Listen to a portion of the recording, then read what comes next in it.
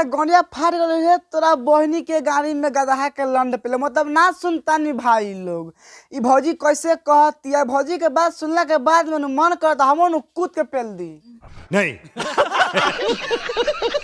का हाल बा भाई, आज हम फिर से बात कैले बानी सनोज प्रेम यादव एंड पिया परदेसी के बारे में। तो यही से कहते हैं भाई लोग वीडियो देखिए लाइक से देखम। ए वीडियो में बहुत बेचौदी भइल बा, तब वीडियो बना के एक ही मकसद बा आप सभी के हाथ से और हंसाने के लिए, ना किसी को वीडियो ठेस पाने के लिए। तो बिना कोनो लानवा लहसुन के नु आज के पहले स्टार्ट करल जाओ। अब जाबो राजा जी के मार दिले अखिया। ए भौजी तू आँख मार देलू त का करेलन, पटक के पेल देलन का, तनी खोल के कहबू का करेलन। यवारे नीरा भेले के डबल तकिया। अरे तहरा बहनी के गाड़ी में कजरावटा लगाओ वाह।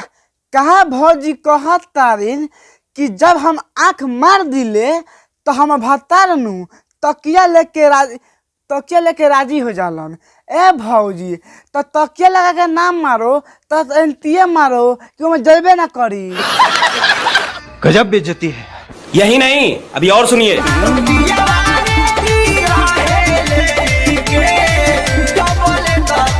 ए भौजी हमरा लागत तानू कि तहरा भतार के सामान नन्ही बुढ़ के बा, ओइसे उ सारा बा तकिया लगा के मारेला।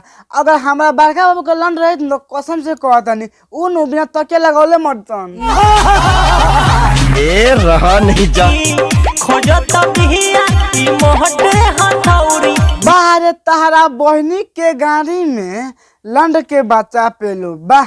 कहा भैया कहत तारे कि छौरी नु हथियार मोट खोजतिया।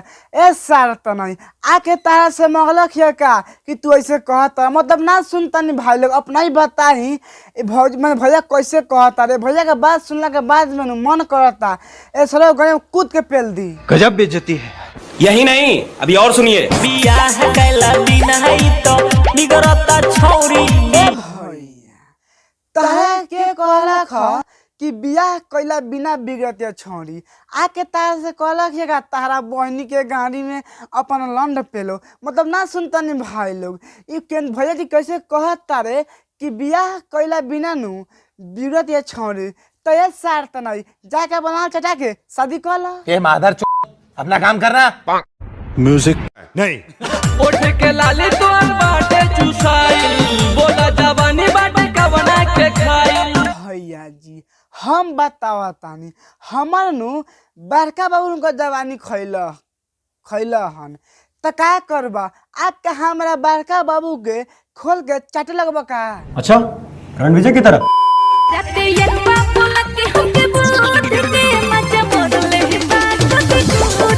बाहर तहरा गाड़ी में गदहा के लंड पेलो वाह। का भौजी कहतिया कि यार मरले बा बुध के कूद के। ए भौजी उ सरवा घोड़ा बा का कि कूद के मरले बा, मतलब ना सुनता नहीं भाई लोग। ये भौजी कैसे कहतिया, ए भौजी के बात सुनला के बाद में मन करता हम कूद के पेल दी कि मर जाओ। गजब बेइज्जती है। यही नहीं, अभी और सुनिए।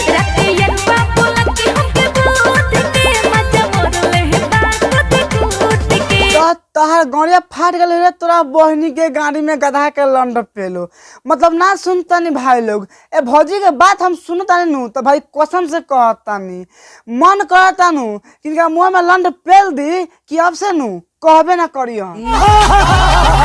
ए रहा नहीं जाता।